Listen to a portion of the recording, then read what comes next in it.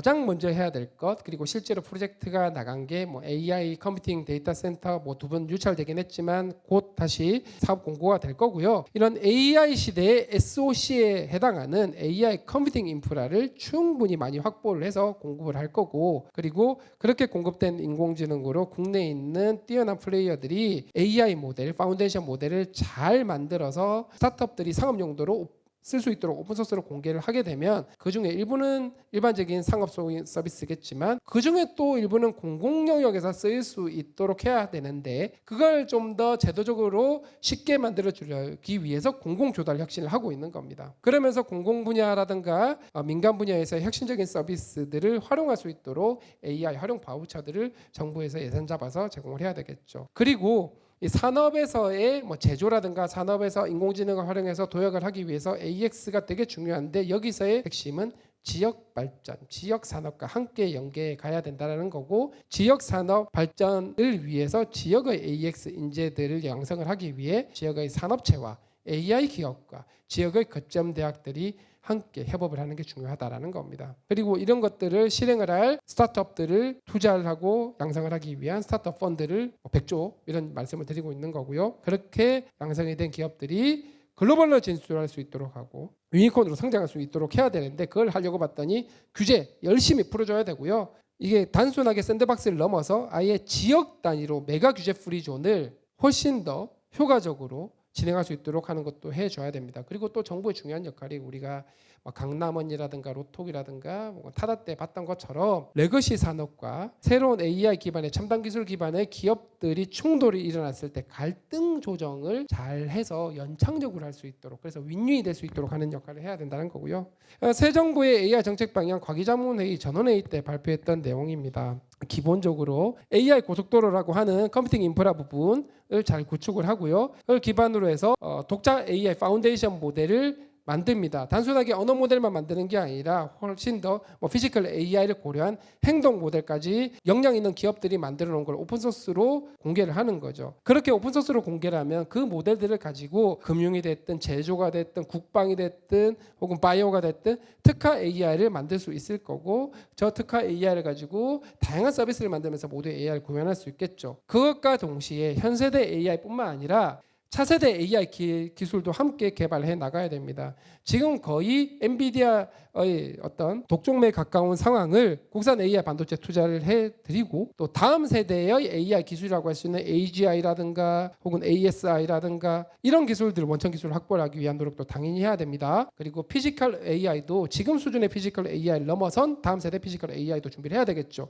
그러면서 알파폴드 같은 AI for Science 같은 그 부분들도 챙겨 나갈 예정입니다. 근데 이걸 하려고 했더니 결국은 사람이 하는 일 아니겠습니까? 우리 인재 유출 엄청나게 많이 되고 있는데, 우리의 인재를 잘 육성하는 것, 그리고 나가는 사람들 당연히 나갈 수 있죠. 근데 나간 사람들이 정말 기꺼이 돌아올 수 있는 환경을 만드는 것, 그것이 핵심 인재 확보 정책이라고 생각을 하고요. 그렇게 만들어진 걸 기반으로 해서 산업이라든가 지역이라든가 공공에서의 AI 혁신을 만들어내고, 그걸 기반으로 해서 우리의 기본 사회를 AI로 실현하는 것, 그렇게 모범적인 여러 가지 활용 사례들, 그리고 기본 사회를 글로벌로 확장해 나가는 것, 그렇게 되면 글로벌 AI 리딩할 수 있겠죠. 이런 것들이 됐을 때 G3가 될 수 있다는 거고요. 이걸 달성하기 위해서 R&D 예산안을 진행을 하는데, 진짜 과기혁신본부도 그렇고요, 기재부도 그렇고 엄청 고생을 많이 했습니다. 그렇게 해서 확보한 예산이 35조 3천억 원, 무려 20% 가까이 증가를 했습니다. 노무현 정부 이후로, 그때는 예산이 작았으니까 그럴 수 있죠,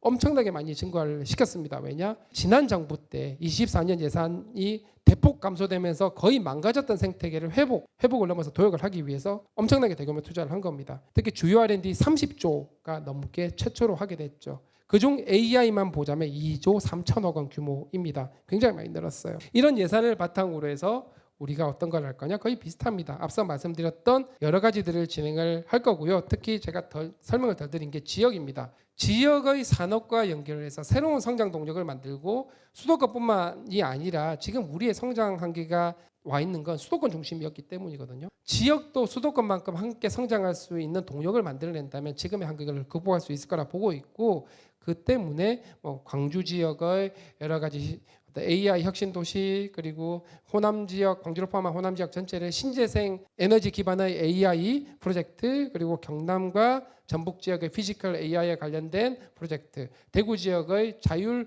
로봇 기반의 자율 로봇을 위한 AI, 그리고 불경 지역의 해양 항만 AI, 이런 프로젝트를 진행을 하고 있고요. 이건 4개뿐만 아니라 충청도 지역도 그렇고 강원도 지역도 그렇고 굉장히 구체적인 AI 혁신 설계를 하고 있다, 이렇게 보시면 될 것 같습니다. 그러면서 누구나 AI를 잘 활용해서 삶이 윤택해지게 하고, 그러면서도 여러 가지 재난이라든가 이런 부분에서의 안전한 부분, 그리고 모델 자체를, 인공지능 자체를 안전하고 믿을 수 있게 만드는 부분, 이런 것들을 통해서 기본 사회를 구현해 나가고자 하는 거고요. 자, 국가 AI 전략 정책 거버넌스를 좀 설명을 드리자면은, AI 미래기획 수석실이 있지만 전체적인 어떤 전략을 수립하고 결정을 하는 국가 AI 전략위원회가 대통령위원장으로 존재를 합니다. AI 미래기획 수석실에서는 전반적인 어떤 의제를 발굴하고 기획을 하죠. 그리고 그렇게 만들어진 AI 전략이라든가 사업들을 실행하는 주체는 중앙부처들 그리고 지자체들이 될 겁니다.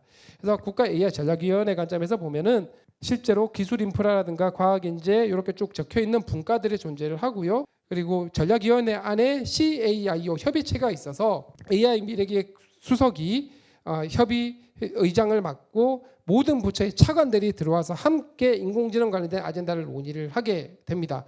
그리고 여기서 논의된 내용을 바탕으로 해서 각 부처의 주요 AI 사업들은 부처에서 다 만들어가지고 위원회에 와서 보고하고 하게 해주세요 하는 게 아니고, 처음 사업을 기획하고 설계하는 단계에서부터 전략위원회 각 분과에 가가지고 심도 있는 토의를 통해 가지고 저 전략위원회 분과에 국내 최고의 전문가들이 모여 있습니다. 그분들의 코멘트를 받아서 함께 만들어가는 겁니다. 본부처 사업도 그렇게 만들어 가야 되겠죠.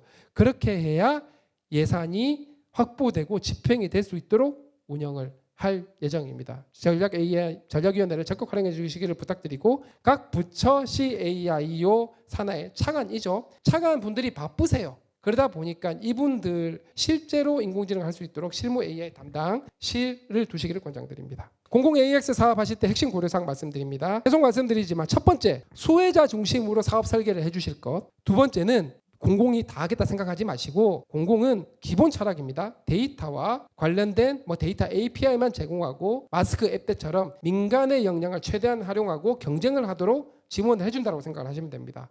혼자 다 하려 하지 마시고 부처 협업하는 게 굉장히 중요하고요. 그리고 AI 전략위원회와 계속해서 함께 논의해 주시기를 부탁드립니다. AI 전략위원회에서 AI 액션 플랜을 발표를 할 겁니다. 이렇게 구성이 되어 있어요. 전반적으로 크게 7가지 내용으로 개별 액션 플랜을 발표를 할 거고, 이게 7대 축, 10대 핵심 전략 정도로 생각을 하고 있는데 물론 변경 가능합니다. 이걸 하려는 기본 방향은 사람 중심의 포용적 AI, 그리고 민간과 정부가, 정부 주도가 아닙니다. 민간이 앞서고 정부가 서포팅하는 원팀 전략, 그리고 정부와 제도 자체가 AI 친화적으로 되는 거, 그리고 지역 균형 발전이 기본 철학이라고 보시면 되고요. 이 실행 계획을 통해서 우리가 소브린 AI 능력을 확보를 하고 AI 3대 강국으로 갈 수 있도록 하는 겁니다. 그래서 우리의 미션은 뭐가 될 것인가? 첫 번째, 여기 계신 국장님들이 실무진보다 훨씬 더 열심히 쓰셔야 됩니다. 사무실에서 망분리 때문에 쓰기 힘드시면 집에 가서 쓰시면 됩니다. AI는 모델 기술이 다가 아니에요.